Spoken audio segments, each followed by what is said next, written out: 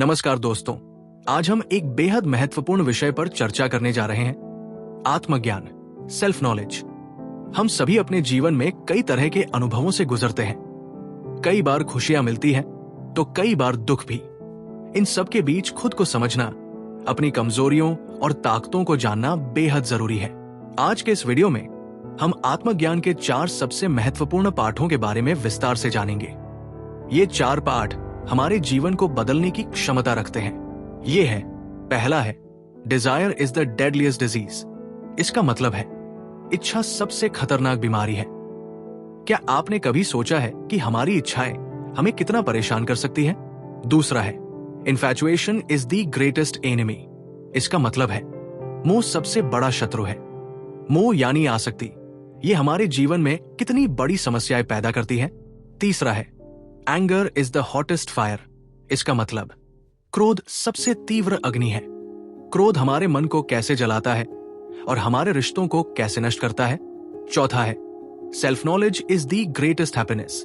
इसका मतलब, और आत्मज्ञान सबसे बड़ा सुख है। आत्मज्ञान हमें कैसे खुश और संतुष्ट जीवन जीने में मदद करता है। इन चारों इंपॉर्टेंट सीख को समझने के लिए मैं आपके साथ एक कहानी साझा करूंगा। ये कहानी आपको इन बिंदुओं को और बेहतर तरीके से समझने में मदद करेगी।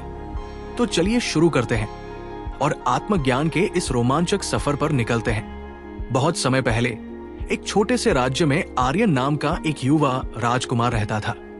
उसके पास सब कुछ था, धन, शक्ति और वैभव, लेकिन उसके मन में शांति नहीं थी।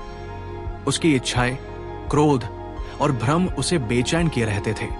एक दिन उसने एक घूमते हुए सन्यासी जी से मार्गदर्शन मांगे।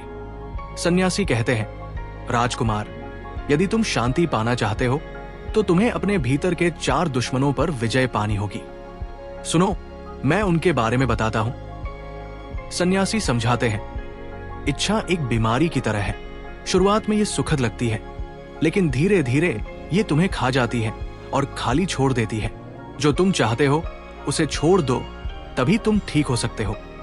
आर्यन अपने धन और वैभव के प्रति अपने लालच को याद करता है और समझता है कि ये उसे और अधिक असंतुष्ट बना रहा था।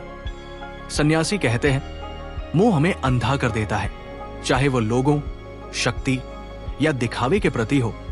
ये सच्चाई को धुंधला कर देता है। यदि तुम स्पष्ट देखना चाहते हो तो भ्रम से मुक्त हो जाओ। आर्यन को अपने दरबार की राजनीति और दूसरों की प्रशंसा के प्रति अपनी आसक्ति याद आती है और उसे एहसास होता है कि ये उसकी बुद्धिमत्ता को प्रभावित कर रही थी। सन्यासी कहते हैं, क्रोध वह आग है जो सबसे पहले तुम्हें जलाती है और फिर दूसरों को नुकसान पहुंचाती है। ये तुम्हारी शांति को भस्म कर देता है और केवल विनाश छोड़ जाता है। अपने क्रोध को नियंत्रित करना सीखो और ये अग्नि शांत हो जाएगी। आर्यन अपने क्रोध और उसके कारण अपने संबंधों में हुए नुकसान को याद करता है। सन्यासी मुस्कुराते हुए कहते हैं, सच्चा सुख अपने आप को जानने में है। जब तुम अपने मन, अपनी ताकत और अपनी कमजोरियों को समझते हो तो कोई भी तुम्हारी शांति भंग नहीं कर सकता। आर्यन ध्यान करना शुरू करता है और अपने जीवन के उद्देश्य और अपने भीतर की सच्चाई को समझने की कोशिश करता है। आर्यन राज्य लौटता है, पूरी तरह बदल चुका है। वो इच्छाओं, मोह और क्रोध से मुक्त होकर बुद्धिमानी से शासन करता है। उसकी प्रजा उसकी शांति को देखती है और अपनी खुद की आंतरिक शांति की तलाश शुरू करती है। यदि तुम भी इन पर विजय पा लेते हो तो तुम्हें भी शांति मिल जाएगी। अपनी आंतरिक शांति खोजें, खुद को जानें। यदि आपको यह कहानी पसंद आई तो लाइक, शेयर और सब्सक्राइब करना न भूलें। इस तरह की और कहानियों के लिए जुड़े रहें।